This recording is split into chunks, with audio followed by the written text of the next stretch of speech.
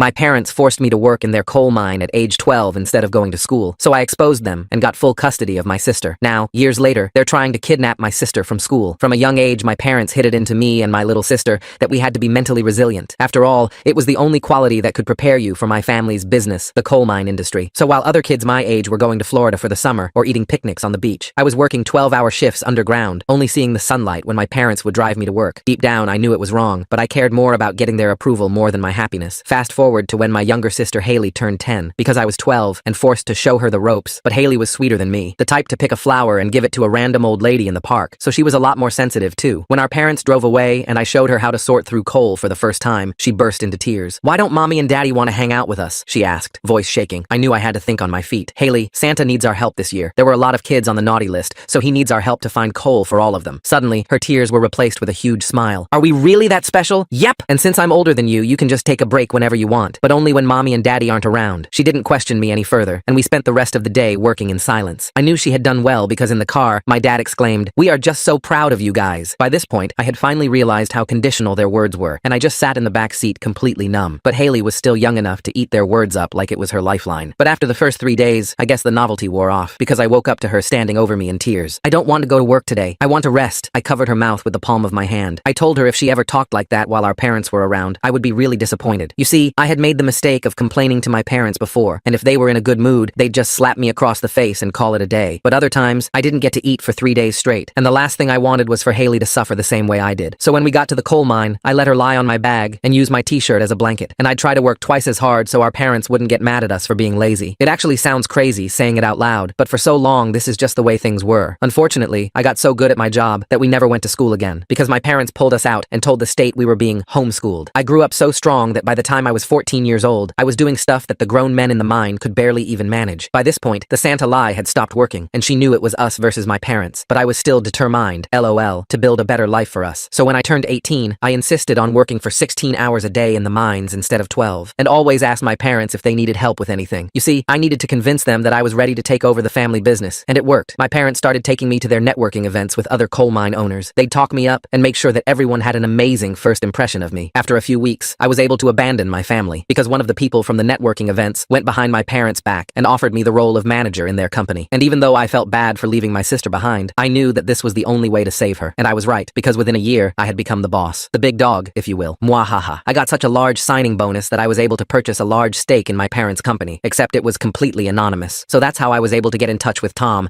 the guy who was in charge of the security cameras. You see, my parents had security cameras to prevent their company from being flagged, except my parents banned him from ever actually checking the footage. So getting him to send over the footage was easy. I just had to lie about who I was. I wanted so badly to post it online, or even send it to local news outlets, but I knew that would upset my sister. So I just sent it to CPS, and the next day, Haley was standing at my doorstep with a social worker. She was extremely skinny, her hair looked like it hadn't been washed in weeks, but she was alive. I gave her a huge hug before inviting her inside to take a nap. I had already decided to file for custody and be her legal guardian. The next day, I saw that me and Haley were famous, but for all the wrong reasons, because my parents had posted videos of themselves on social media saying I had kidnapped and corrupted their daughter, and in the caption was my address. Luckily, it didn't get more than 3K views, but it was still enough for a mob to gather outside my home. Suddenly, I heard my mom screaming to open the door. I froze at the sound of her voice, my hand instinctively moving to shield Haley, who was still sleeping on the couch. The mob outside was getting louder, their shouts mixing with my mother's demands. I grabbed my phone and started recording everything, knowing I'd need evidence of what was happening. My mother's fists pounded against the door so hard I thought she might break it down. Through the window, I could see about 20 people holding signs that said things like, "Return the stolen child" and "Family kidnapper." Some were even live streaming, their phones pointed at my house. I gently woke Haley and led her to the back bedroom, telling her to lock the door and not come out no matter what. She nodded, her eyes wide with fear, clutching the stuffed animal I'd bought her the day before. Racing back to the living room, I called 911 while checking all the locks. The dispatcher said officers were already on their way due to multiple calls about the disturbance. Through the peephole, I watched my father join my mother, both of them playing up their performance for the cameras. The police arrived within minutes, their sirens scattering some of the crowd. Officer Nicholas approached my parents first, and I watched through the window as they immediately started their sob story, pointing at my house and gesturing wildly. My mother even managed to produce tears on command. I opened the door when the officers knocked, keeping the chain on at first until they showed their badges. Two officers, Nicholas and his partner Cole, stood there looking tired but professional. I invited them in, showing them the custody paperwork I'd already filed and the CPS report from yesterday. Cole examined the documents while Nicholas asked me questions about the situation. I pulled up the security footage on my laptop, showing them clips of Haley working in the mines. Nicholas's face went pale as he watched a 10-year-old hauling coal buckets twice her size. My parents must have realized something was wrong, because they started started banging on the door again, screaming that the police needed to arrest me immediately. Nicholas stepped outside to deal with them while Cole stayed with me, calling for backup and CPS to return. Through the window, I watched my parents' faces change from confident to confused as Nicholas spoke to them. My mother tried to grab his arm, but he stepped back, his hand moving to his radio. More police cars arrived, and slowly, officers began dispersing the crowd. The CPS worker from yesterday, Kathy, arrived with her supervisor. They interviewed Haley separately while I waited in the kitchen, my hands shaking as I made coffee. I could hear my sister's small voice from the other room, though I couldn't make out the words. My phone buzzed constantly with notifications. The video my parents posted was gaining traction, but now people in the comments were asking questions. Someone had found public records showing I'd been pulled from school at 14. Another person noted how thin Haley looked in the doorbell camera footage my parents had included. Kathy emerged from the bedroom looking grim. She sat across from me at the kitchen table, explaining that Haley had confirmed everything and more. Apparently, after I'd left, things had gotten worse. My parents had increased her hours and stopped feeding her regular meals as punishment for my betrayal. The police wanted to press charges, but they needed more evidence. I gave them Tom's contact information and forwarded all the security footage I had. Nicholas said they'd be investigating my parents' company for child labor violations and abuse. As evening approached, most of the crowd had dispersed, though a few stubborn supporters remained across the street. My parents had been told to leave the property or face arrest for trespassing. I watched them drive away, my mother shooting one last venomous look at the house. Haley finally emerged from the bedroom, looking exhausted. I made her favorite meal, mac and cheese with extra cheese, and we ate in silence. She kept glancing at the windows nervously, flinching whenever a car drove by. That night, I set up a makeshift bed on the floor of her room. She'd asked me to stay close, and I wasn't about to leave her alone after everything that had happened. As she drifted off to sleep, she whispered that she was glad I'd come back for her. I lay awake planning our next moves. The custody hearing was in 3 days, and I needed to make sure everything was perfect. I'd already contacted a lawyer who specialized in family law, and she'd agreed to take our case pro bono after hearing the circumstances. The next morning brought new challenges. My parents had hired their own lawyer and were demanding visitation rights. They'd also started a GoFundMe claiming they were victims of a conspiracy to destroy their family business. It had raised several $1,000s before I could report it with evidence of fraud. I took Haley shopping for new clothes, since everything she owned was either too small or worn out. She was hesitant to pick anything, constantly asking if it was too expensive. I had to reassure her repeatedly that she deserved nice things. At the store, we ran into one of my parents' church friends. She cornered us in the cereal aisle, lecturing me about honoring thy father and mother. Haley hid behind me as I politely but firmly told her to leave us alone. When she persisted, I loudly asked if she thought child labor was something God approved of. She scurried away, muttering about disrespect. The lawyer, Catherine, met us that afternoon to prep for the hearing. She went through potential questions with both of us, making sure we were ready for whatever my parents might throw at us. Haley practiced her testimony, her voice growing stronger with each repetition. That evening, my phone rang with an unknown number. Against my better judgment, I answered. It was my father, his voice dripping with false concern. He offered to forgive me if I returned Haley and publicly apologized for the misunderstanding. When I refused, he switched tactics, threatening to ruin my reputation in the industry. I recorded the entire call, adding it to my growing pile of evidence. The threats escalated over the next 2 days, with my parents trying everything from bribes to intimidation. They sent flying monkeys, family friends who just wanted to talk, but I recognized the manipulation tactics and refused to engage. The morning of the custody hearing arrived gray and drizzly. Haley wore the new dress we'd bought, looking younger than her 11 years. I'd barely slept, running through every possible scenario in my head. Catherine met us at the courthouse, her presence reassuring. The courtroom was smaller than I'd expected. My parents sat on the other side with their lawyer, both dressed impeccably and wearing matching concerned parent expressions. My mother had even worn her reading glasses, though I knew she didn't need them. The judge, an older woman with kind eyes, reviewed the case files while we waited. I could see her eyebrows rise as she read through the evidence. When she looked up, her gaze lingered on Haley, taking in her still thin frame and nervous demeanor. My parents' lawyer went first, painting a picture of loving parents whose mentally unstable older child had poisoned their youngest against them. He claimed I'd fabricated the evidence and coached Haley to lie. My mother dabbed at her eyes with a tissue, the picture of maternal grief. Then Catherine stood up. She methodically presented our evidence, starting with the security footage. The courtroom fell silent as they watched young Haley struggling with equipment designed for adults. She showed the CPS reports, the medical records documenting Haley's malnutrition, and played the recorded phone calls. When it was Haley's turn to speak, I held my breath. She walked to the witness stand on shaky legs, but spoke clearly about her experiences. She described the long hours, the punishments for not meeting quotas, the nights she went to bed hungry. My parents' masks slipped as she spoke, my father's jaw clenching with barely contained anger. The judge asked my parents directly about the child labor. They tried to spin it as teaching work ethic and family bonding time. But when pressed about the safety violations and missed schooling, their stories began to contradict each other. The final blow came when Catherine presented evidence that my parents had been falsifying records to the state about homeschooling. They'd been claiming to provide education while forcing us to work full-time. The judge's expression hardened as she reviewed the documents. During recess, my parents' lawyer approached Catherine about a deal. They dropped their custody claim if I agreed not to pursue criminal charges. I refused immediately. These weren't just my parents anymore. They were child abusers who needed to face consequences. When court resumed, the judge's decision was swift and decisive. She granted me full custody of Haley with a no-contact order against my parents. She also referred the case to the district attorney for criminal prosecution, noting the egregious nature of the abuse. My parents erupted. My mother screamed that I was destroying the family, while my father shouted about ungrateful children. The bailiff had to escort them out as they continued their tirade. I kept my arms around Haley, who was crying with what I realized was relief. As we left the courthouse, Catherine warned us this wasn't over. My parents would likely face criminal charges, and we'd have to testify again. But for now, Haley was safe and officially in my care. That was all that mattered. The next few weeks were an adjustment. Haley started therapy to process everything she'd been through. I enrolled her in school, where she struggled at first, being so far behind academically. But she was determined to catch up, staying after school for tutoring and doing extra homework without complaint. The criminal investigation into my parents' company expanded. More former child workers came forward with their stories. The mine was shut down pending investigation, and my parents' assets were frozen. They tried reaching out through various channels, but I blocked every attempt. Slowly, Haley began to heal. She gained weight, her hair grew shiny and healthy, and most importantly, she started to smile again. She made friends at school and joined the art club, discovering a talent for painting she'd never had the chance to explore. One evening, as we sat doing homework together at the kitchen table, Haley looked up at me. "Do you think they ever actually loved us?" she asked quietly. I thought carefully before answering, telling her that maybe in their own twisted way they did, but that their version of love was harmful and wrong. Real love, I explained, meant wanting someone to be happy and healthy, not using them for your own benefit. She nodded, seeming to understand. Then she smiled and said she was glad she had me. I hugged her tight, promising I'd always be there for her, and I meant it. We'd both survived our parents' abuse, and now we were building something better. A real family, based on love and support instead of fear and control. The road ahead wouldn't be easy. There would be more court dates, more therapy sessions, more nights when nightmares woke us both, but we'd face them together, because that's what real family does. They show up for each other, protect each other, and help each other heal. And despite everything our parents had put us through, or maybe because of it, that's exactly the kind of family Haley and I were determined to be. The very next morning, my phone rang at 5 a.m. It was my boss at the coal company, his voice strained and uncomfortable. He explained that several major clients had received anonymous emails claiming I'd embezzled funds and falsified safety reports. Even though he didn't believe the accusations, the board was demanding an immediate investigation. I had to take unpaid leave effective immediately. My hands trembled as I hung up. My parents had found a way to strike back, targeting the one thing that allowed me to provide for Haley. I checked my bank account and calculated we had enough savings for maybe 3 months if we were careful. The timing couldn't have been worse, with Haley needing new school supplies, therapy sessions, and proper nutrition after years of neglect. I didn't tell Haley about losing my job. Instead, I dropped her off at school with a smile, then spent the day frantically applying for positions at other companies. But word traveled fast in the coal industry. Every hiring manager I spoke with mentioned hearing concerning rumors about my work ethic and integrity. My parents had poisoned the well. That afternoon, I picked up Haley from school to find her teacher waiting with a troubled expression. Someone had called the school claiming to be a concerned relative, suggesting I was an unfit guardian who couldn't provide proper care. The teacher assured me she didn't believe it, but the school was obligated to document all such reports. My stomach churned, knowing this was just the beginning. Over the next few days, the harassment intensified. Our neighbors started receiving letters warning them about the dangerous kidnapper living next door. Some avoided eye contact when we passed, while others whispered behind their hands. Mrs. Peterson, who used to wave every morning, now pulled her curtains shut whenever we walked by. Haley noticed the change. She asked why people were acting strange, and I struggled to explain without frightening her. I told her some people believed lies about our situation, but we knew the truth, and that's what mattered. She nodded bravely, but I caught her peeking through the blinds anxiously whenever a car slowed near our house. The grocery store incident happened on a Tuesday. We were shopping for dinner when I noticed a woman following us through the aisles, filming with her phone. When I confronted her, she loudly announced I was the person who'd stolen a child from loving parents. Other shoppers turned to stare. Haley pressed against my side, trembling, as I abandoned our half-full cart and hurried her to the car. That night, Haley had her worst nightmare yet. She woke screaming about being dragged back to the mines, begging me not to let them take her. I held her until she calmed down, but neither of us slept after that. We sat in her room playing quiet card games until dawn, both pretending we weren't afraid. My lawyer Catherine called with bad news. My parents had hired a prestigious law firm and were filing a civil suit claiming defamation and emotional distress. They wanted monetary damages that would bankrupt me. Catherine assured me their case was weak, but defending against it would be expensive and time-consuming. Money I didn't have and time I needed to find work. The job search grew more desperate. I expanded beyond the coal industry, applying for anything that might pay enough to support us. But my parents' reach extended further than I'd imagined. Even companies outside mining had somehow heard about the custody dispute and questions about my character. I started applying under variations of my name, desperate for any opportunity. One evening, while Haley did homework, our doorbell rang. Through the peephole, I saw a well-dressed woman with a briefcase. She introduced herself as a private investigator hired by my parents to document my lifestyle for their civil case. She stood on my porch taking photos and notes. Perfectly legal harassment I couldn't stop. The investigator returned daily, always at different times. She photographed us leaving for school, returning from grocery shopping, even through our windows when the curtains were open. Haley grew paranoid, constantly checking if we were being watched. She stopped playing in the backyard and insisted on keeping her bedroom curtains closed even during daytime. My savings dwindled faster than expected. Therapy sessions for Haley were non-negotiable, but everything else became a careful calculation. I bought generic everything, skipped meals when Haley wasn't looking, and turned the heat down at night. I couldn't let her see how bad things were getting, not when she was finally starting to heal. The breakthrough came from an unexpected source. Tom, the security manager from my parents' company, called me one night. He'd been fired after cooperating with the police investigation, and he had information I needed to hear. We met at a dining diner outside town, where he revealed my parents were paying people to sabotage my life. He'd overheard them discussing it before his termination. Tom provided names and dates, even some recorded conversations he'd managed to capture. It wasn't enough for criminal charges, but it proved a pattern of harassment. He also warned me they were planning something bigger, though he didn't know what. I thanked him and promised to help him find new work once I was back on my feet. Armed with Tom's information, Catherine filed a restraining order against my parents. The judge granted a temporary order pending a full hearing. For a few days, the harassment stopped. No investigators, no phone calls to neighbors, no mysterious emails to potential employers. Haley smiled more, even laughing at a joke her friend told at school. The peace was short-lived. My parents found a loophole, using third parties to continue their campaign. A concerned citizens group suddenly formed in our neighborhood, distributing flyers about protecting children from questionable guardians. They couldn't mention me by name due to the restraining order, but everyone knew who they meant. Haley's school called about an incident. Some parents had started a petition to have her removed from class, claiming my presence at school events made them uncomfortable. The principal didn't support it, but the controversy was disruptive. Haley came home in tears, saying kids were whispering about her being the stolen girl. I found her that night cutting her own hair with scissors, trying to change how she looked so people wouldn't recognize her from the photos being circulated online. I gently took the scissors away and held her while she sobbed. We spent the evening out her choppy haircut, turning it into a game where she got to pick any style she wanted. The financial pressure reached a breaking point. I'd applied to over 100 jobs with no success. Our savings were nearly gone. I swallowed my pride and applied for government assistance, but the process would take weeks we didn't have. I started selling anything valuable we owned, from jewelry to electronics, just to keep food on the table. Haley noticed when her art supplies ran low, and I couldn't replace them immediately. She stopped asking for things, even necessities, trying to help in her own way. It broke my heart watching her count coins from her piggy bank, offering to contribute. I refused her money but hugged her extra tight that night. A former colleague reached out with a potential job lead. A mining company 3 states away hadn't heard the rumors and needed an experienced manager. The catch was starting immediately and relocating within the month. It would mean uprooting Haley just as she was settling in, but we were running out of options. I discussed it with Haley's therapist, who worried about the impact of sudden change, but she also recognized the toxic environment we were trapped in. She helped me frame it as an adventure for Haley, a fresh start where nobody knew our story. Haley took it better than expected, saying anywhere was fine as long as we were together. While preparing for the job interview, disaster struck again. Our landlord received an anonymous letter claiming I was months behind on rent and running an illegal business from the property. Though I proved both claims false, he gave us 30 days notice, not wanting the drama. My parents had found another way to destabilize our lives. The interview went well despite everything. The company seemed impressed by my experience and didn't mention any rumors. I felt hopeful for the first time in weeks. But during my drive home, I got a call that changed everything. Haley's school reported she'd never arrived that morning. I dropped her off myself, watched her walk through the front doors. Panic consumed me as I raced back. The school security footage showed Haley leaving through a side door shortly after I'd driven away. Her backpack was found abandoned by the playground. My worst fears seemed realized until my phone buzzed with a text from an unknown number. A photo of Haley sitting in what looked like a restaurant booth. The message said she was safe, but I needed to come alone to discuss her future. The address was a public place, a busy cafe downtown. I called Catherine and the police while driving there, my hands shaking so badly I could barely hold the phone. They advised me to go in wired for sound, promising backup would be nearby. I found Haley in a back booth with a woman I didn't recognize. My sister looked scared but unharmed, clutching a hot chocolate she hadn't touched. The woman introduced herself as a family reunification specialist hired by my parents. She spoke calmly about how much my parents missed their daughters and wanted to repair our relationship. Playing along, I sat down and listened to her rehearsed speech about forgiveness and second chances. She claimed my parents realized their mistakes and wanted to make amends. All they asked was for me to drop the criminal charges and agree to supervised visits with Haley. The woman slid a document across the table, a settlement agreement that would end all legal proceedings. I pretended to consider it while texting the police our exact location under the table. The woman grew impatient, mentioning how easy it had been to convince Haley to leave school with her. The implicit threat was clear. They could get to her any time. Haley's eyes filled with tears as she whispered an apology for leaving with a stranger. The police arrived before I had to respond. The woman tried to leave but was detained for questioning. She insisted she'd done nothing illegal, just facilitated a meeting between family members. Technically true, but the investigation revealed she'd misrepresented herself to Haley as a social worker, which was a crime. That night, Haley couldn't stop apologizing. She explained the woman had shown up with official-looking badges and documents, claiming I'd sent her. The woman knew details about our case that seemed legitimate. I reassured Haley it wasn't her fault, while internally raging at my parents for traumatizing her again. The incident strengthened our restraining order case. The judge extended the protection and included anyone acting on my parents' behalf, but I knew paper wouldn't stop them. They'd proven how far they'd go, using Haley's innocence against her. I made the difficult decision to accept the out-of-state job immediately. We left town quietly, telling nobody except Catherine and Haley's therapist. I rented a small apartment near the new job, enrolling Haley in school under our middle names to make us harder to track. For a few weeks, we had peace. Haley made new friends who knew nothing about our past. I excelled at work, grateful for the fresh start. Then the letters started arriving at my new workplace, anonymous complaints about my criminal history and kidnapping charges. My new boss called me in, confused but concerned. I explained the situation, showing him the court documents proving I had legal custody. He believed me, but warned that continued drama could affect my employment. My parents had found us again. The investigator reappeared, now photographing our new apartment and following Haley's school bus. The familiar pattern of harassment resumed in our new town. town. Neighbors received warning letters. Haley's new friend's parents got anonymous calls. The safe haven we'd tried to create crumbled around us. I considered running again, but realized we'd never truly escape. My parents had resources and determination fueled by their twisted sense of ownership. Every new town would eventually become contaminated by their poison. Haley deserved better than a life spent running and hiding. It was time to fight back properly. Catherine helped me file charges for harassment and stalking across state lines, which made it a federal matter. The FBI got involved due to the interstate nature of the crimes. Agents interviewed us about the pattern of harassment, taking it more seriously than local police had. They found evidence of my parents hiring multiple private investigators and paying people to file false complaints. The investigation revealed something unexpected. My parents' coal company was under federal scrutiny for more than just child labor. They'd been falsifying safety reports for years, bribing inspectors, and covering up accidents. The FBI had been building a case when our situation brought additional attention. Our custody battle had inadvertently exposed larger crimes. My parents' assets were frozen during the investigation. Suddenly, they couldn't afford their expensive lawyers or private investigators. The harassment stopped abruptly as they focused on their own legal troubles. For the first time in months, Haley and I could breathe. We weren't completely safe, but the immediate threat had lessened. Haley thrived in the calm. Her grades improved, she rejoined art club, and her nightmares became less frequent. She still checked locks obsessively and startled at unexpected doorbells, but her therapist said that would fade with time. I focused on work, rebuilding our financial stability, and creating the normal life Haley deserved. The federal case against my parents progressed slowly but steadily. They faced charges for tax evasion, safety violations, bribery, and racketeering. The child labor charges were just the beginning. Former employees came forward with stories of threats and intimidation. My parents' carefully constructed empire was crumbling, and they had nobody to blame but themselves. One morning, Catherine called with news. My parents wanted to make a deal. In exchange for me dropping the harassment charges, they'd sign away all parental rights to Haley and agree to permanent no-contact orders. They needed to focus on fighting the federal charges and couldn't afford distractions. It was the closest thing to victory we could hope for. I discussed it with Haley, who was old enough to have input. She thought carefully before saying she never wanted to see them again anyway. If signing papers meant they'd leave us alone forever, she supported it. Her maturity amazed me. This child who'd been forced to grow up too fast, but somehow retained her kindness. The signing took place at Catherine's office. My parents looked older, their expensive clothes replaced with modest attire. They signed without making eye contact, their lawyer rushing them through the process. As they prepared to leave, my mother paused at the door. For a moment, I thought she might apologize or show some recognition of what they'd done. Instead, she straightened her shoulders and walked out without a word. It was the last time we ever saw them. The federal case continued without our involvement, resulting in significant prison time for both parents. Their company was dissolved, assets liquidated to pay fines and restitution to former employees. The empire built on child labor finally collapsed. Haley and I settled into our new life properly. Without the constant threat hanging over us, we could make real plans. I enrolled in night classes to expand my skills beyond mining. Haley joined the school play and discovered she loved performing. We adopted a rescue dog who barked at strangers, but slept on Haley's bed every night. Healing wasn't linear. We both had bad days where the trauma resurfaced. Haley sometimes woke up convinced she heard digging sounds. I still checked locks multiple times and scrutinized every unknown car, but we faced these challenges together, no longer in survival mode, but actually living. The next morning, I woke to find Haley's bed empty. My heart stopped until I heard her voice from the kitchen, talking to someone. I rushed out to find her on the phone with my mother. She'd somehow gotten our new number and called while I was asleep. Haley handed me the phone with shaking hands. My mother's voice was different, desperate, and raw. She begged for just one meeting, claiming she had information about the federal case that could help us. I told her to contact Catherine if she had anything legitimate to say, and hung up, but the damage was done. Haley spent the rest of the day jumpy and distracted. That afternoon, a package arrived with no return address. Inside was a photo album I'd never seen before, filled with pictures of me and Haley as babies. Normal family photos, the kind other kids had. My mother had included a note saying these were all she had left and wanted us to have them. I recognized the manipulation tactic, but couldn't bring myself to throw them away. Catherine called with concerning news. My parents' lawyer had filed a motion claiming the no-contact agreement was signed under duress due to the federal charges. They were trying to get it thrown out. She assured me it was a long shot, but we'd need to appear in court again to defend it. The cycle was starting all over again. I found Haley in her room that night, staring at the baby photos. She traced her finger over a picture of our mother holding her as a newborn, looking genuinely happy. I sat beside her, unsure what to say. She asked if I remembered our mother ever being nice. I told her I had a few memories from when I was very young, before the mines became everything. The court date arrived faster than expected. My parents sat across from us, looking haggard from their ongoing federal case. Their new lawyer argued that the emotional state caused by criminal charges had impaired their judgment when signing away parental rights. The judge seemed skeptical, but allowed them to present their case. My father took the stand, spinning a tale of reformed parents who'd seen the error of their ways. He claimed the federal investigation had opened their eyes to how they'd failed us. He even produced certificates from parenting classes they'd supposedly attended. His performance was convincing enough that I saw doubt creep into the judge's expression. When Catherine cross-examined him, she asked specific questions about the child labor. My father smoothly deflected, claiming it was a misunderstanding of their cultural values around hard work. He painted himself as an immigrant father, trying to instill discipline, not a child abuser. I watched in horror as he reframed our trauma into a cultural miscommunication. Haley surprised everyone by asking to speak. The judge allowed it, though she wasn't required to testify. My sister stood up, her voice steady, as she described specific incidents our father was glossing over. She told talked about the time she'd collapsed from exhaustion and been forced to keep working. She mentioned the infected cuts on her hands from the equipment that were never treated. My mother broke down crying as Haley spoke, but I noticed she kept glancing at their lawyer as if checking she was playing her part correctly. When Haley finished, my mother asked to address her directly. The judge allowed it against Catherine's objections. My mother apologized profusely, claiming she'd been controlled by my father and too scared to protect us. The judge took a recess to review everything. I held Haley in the hallway while she shook from the effort of confronting them. Catherine warned us that my parents' new approach was more sophisticated than before. They were playing the reformed sinner's angle perfectly, and judges sometimes fell for it. When court resumed, the judge upheld the no-contact order, but added a provision. In 1 year, my parents could petition for supervised communication if they completed extensive therapy and parenting courses. It wasn't the complete victory we'd wanted, but it bought us time. My parents' lawyer smiled slightly, and I realized this had been their goal all along. We left court to find reporters waiting. Someone had tipped off local media about the family torn apart by cultural differences. My parents emerged playing the victims perfectly, talking about redemption and second chances. I shielded Haley from the cameras and refused to comment, but the damage was done. The narrative was shifting in their favor. The media attention brought unexpected consequences. People who'd supported us before now questioned whether we'd overreacted. Comments online suggested I was keeping Haley from parents who'd made mistakes but were trying to change. Some even accused me of cultural insensitivity. The public tide was turning, just as my parents had planned. Haley faced bullying at school from kids who'd seen the news coverage. They called her ungrateful and asked why she was being mean to her parents. She came home with bruises one day, refusing to tell me what happened. The principal said without witnesses, there was nothing they could do. I knew my parents' campaign was working exactly as intended. Tom called with urgent news. He'd been approached by someone offering him money for inside information about me. They wanted dirt from when I'd worked at the mining company, anything that could be used against me. He'd pretended to agree to find out more. The person funding it was using shell companies, but Tom was certain it traced back to my parents. I realized they were building a case for the 1-year mark. Every piece of negative information, every doubt planted in the public mind would be ammunition when they petitioned to contact Haley again. They were playing a long game, and we were already losing. I had to find a way to protect my sister permanently. Catherine suggested a radical option. If I could prove my parents were violating the spirit of the no-contact order through third parties, we might get it made permanent with no review option. But we'd need concrete evidence of them orchestrating the harassment. It was risky, because if we failed, it might actually help their case. I hired my own investigator with money I couldn't afford to spend. He started tracking the shell companies Tom had identified, following paper trails and financial records. Meanwhile, I kept Haley's routine as normal as possible, driving her to school myself and picking her up immediately after. We stopped going anywhere unnecessary, living in a state of siege. The investigator found connections, but nothing definitive. Money moved through too many hands to prove my parents were the source. He needed more time and resources I didn't have. I took out a loan against my future earnings, gambling everything on finding proof before the year was up. Haley's therapist reported concerning changes. My sister had started expressing guilt about testifying against our parents. She wondered if maybe they really had changed and deserved another chance. The constant media narrative was wearing her down, making her question her own memories. I watched helplessly as my parents' manipulation worked even from a distance. A breakthrough came from an unexpected source. One of my parents' former employees reached out after seeing the news coverage. She'd overheard conversations about hiring people to influence public opinion. She had recordings on her phone, made secretly when she'd suspected she might be fired. The audio quality was poor, but you could hear my father discussing the campaign. We took everything to Catherine, who immediately filed for an emergency hearing. The judge agreed to review the evidence in chambers. My parents' lawyer fought hard to exclude the recordings, claiming they were illegally obtained. The legal arguments went back and forth for hours, while Haley and I waited outside. The judge finally ruled the recordings were admissible, as they showed ongoing violation of the no-contact order. She scheduled a full hearing for the following week to determine if the order should be made permanent without review. My parents' lawyer immediately filed for a postponement, but it was denied. They'd have to face the evidence. That night, Haley asked if we were bad people for not giving our parents another chance. The media campaign had done its job, making her doubt everything. I explained that loving someone didn't mean accepting abuse, and that protecting ourselves wasn't cruel. She nodded, but I could see the uncertainty in her eyes. The week passed in a blur of preparation. More former employees came forward with stories of my parents' manipulation. The investigator connected several shell companies directly to accounts my parents controlled. Catherine built a comprehensive case showing the orchestrated harassment campaign. Everything hinged on the judge believing it was intentional violation. The morning of the hearing, I found a note slipped under our door. It was from my mother, handwritten and desperate. She begged me to reconsider, claiming my father had forced her to go along with everything. She offered to testify against him if I'd let her have supervised visits with Haley. I recognized it as another manipulation, but felt a twist of doubt myself. In court, the evidence was overwhelming. The recordings, financial records, and witness testimonies painted a clear picture of deliberate harassment. My parents' lawyer tried to argue it was the work of overzealous supporters, not my parents directly. But the judge saw through it, her expression growing sterner with each piece of evidence. My father made one last play, standing up to address the court directly. He talked about redemption and forgiveness, quoting scripture and appealing to family values. He claimed any actions taken were out of desperate love for his children. His performance was passionate and might have worked if not for all the evidence against him. The judge's ruling was decisive. The no-contact order was made permanent, with no possibility of review. Any attempt to contact us directly or through third parties would result in immediate arrest. She also referred the harassment evidence to the prosecutor for potential additional charges. My parents had gambled everything and lost. As we left the courthouse, I saw my my mother crying genuine tears for the first time. Not the manipulative displays she'd perfected, but real grief. For a moment, I saw the woman she might have been in a different life, but then my father grabbed her arm, his mask slipping to show the fury beneath, and I remembered why we needed protection. The media narrative shifted again after the ruling. The evidence of harassment was too damning to ignore. People who'd criticized me apologized, admitting they'd been fooled. The reporters who'd hounded us moved on to other stories. Slowly, our lives returned to something approaching normal. Haley's relief was palpable. The weight she'd carried, the guilt and uncertainty, began to lift. She stopped checking locks obsessively and started sleeping through the night. At school, the bullying stopped as kids moved on to other dramas. She even rejoined art club and made new friends who didn't know our history. 3 months later, Catherine called with final news. My parents had been convicted on multiple federal charges and would serve significant prison time. Their assets were liquidated to pay fines and restitution. The empire they'd built on the backs of children was gone forever. Justice had taken longer than expected, but it had finally arrived. I told Haley that evening, unsure how she'd react. She thought for a long moment before saying she felt sad for them, but not guilty anymore. They'd made their choices just like we'd made ours. Her wisdom continued to amaze me, this child who'd survived so much and come out kind. We marked the anniversary of her rescue with a quiet celebration, just the two of us and our dog. Haley painted a picture of our little family, including the dog wearing a silly hat. Looking at her artwork, I saw hope and healing in every brushstroke. We'd won not just the legal battles, but something more important. 6 months after the final ruling, I got promoted at work. My boss said my dedication and integrity had impressed everyone. The raise meant I could pay off the loans and start saving for Haley's college fund. We celebrated with ice cream and talked about her dreams of becoming an art teacher. Haley thrived in high school, joining drama club and discovering she loved set design. She combined her art skills with storytelling, creating magical worlds for school plays. I attended every performance, cheering embarrassingly loud from the audience. These normal moments felt like miracles after everything we'd survived. On her 16th birthday, Haley surprised me by saying she wanted to volunteer with at-risk youth. She remembered feeling alone and wanted to help other kids who might be trapped in bad situations. We found a program where she could mentor younger children through art therapy. Watching her turn pain into purpose filled me with pride. The nightmares faded, but never fully disappeared. Sometimes Haley still woke up thinking she heard digging sounds. I still double-checked locks and startled at unexpected mail. But these moments became rarer, overwhelmed by new memories of family dinners, movie nights, and lazy Sunday mornings with our dog sprawled between us. Graduation day arrived faster than seemed possible. Haley walked across the stage in her cap and gown, beaming as she accepted her diploma. She'd been accepted to art school with a partial scholarship. In the audience, I cried happy tears, remembering the malnourished 11-year-old who'd arrived at my door years ago. Before leaving for college, Haley hugged me tight and thanked me for saving her. I told her she'd saved herself by being brave enough to survive and kind enough to heal. We'd saved each other, really. Two kids who'd been taught that love meant control had learned to build something better. She thrived at art school, calling weekly to share her adventures. Her professors praised her unique perspective and emotional depth in her work. She made friends who became chosen family, people who loved her for who she was. Every success felt like a victory against the people who'd tried to break us. I started dating someone who understood our story without judgment. They were patient with my trust issues and protective instincts. Haley approved after a thorough interrogation over Thanksgiving dinner. Watching them laugh together at the table, I felt a completeness I'd never imagined possible. Years passed in a blur of ordinary miracles. Haley graduated, became an art therapist, and helped other trauma survivors find healing through creativity. She met someone wonderful who treated her with the respect she deserved. I walked her down the aisle at her wedding, both of us crying happy tears. The past never fully left us, but it no longer defined us. We'd built lives filled with love, purpose, and chosen family. Sometimes I'd catch Haley checking locks or see her flinch at certain sounds, but then she'd laugh at something silly or lose herself in painting, and I'd see how far we'd come. Our parents died in prison within months of each other. We learned through Catherine, who handled the legal notifications. Neither of us attended the funerals. Haley painted one abstract piece full of dark colors and sharp edges, then declared herself done with that chapter. We donated the painting to a charity auction and never spoke of it again. Life continued in beautiful, ordinary ways. Haley had children who knew only love and encouragement. I became the uncle who spoiled them rotten. We created new traditions, building the family we'd always deserved. Every holiday, every birthday, every random Tuesday dinner together was a gift. Looking at Haley now, successful and happy, no one would guess our beginning. She'd transformed trauma into compassion, helping countless others through her work. I'd learned that family wasn't about blood, but about showing up, protecting each other, and choosing love over control. We'd won by refusing to let our past define our future. The scars remained, but faded to silver over time. We'd learned that healing wasn't about forgetting, but about building something better from the broken pieces. Our story wasn't unique, but our survival was ours. Two kids from the mines who dug their way to sunlight and learned to thrive in its warmth.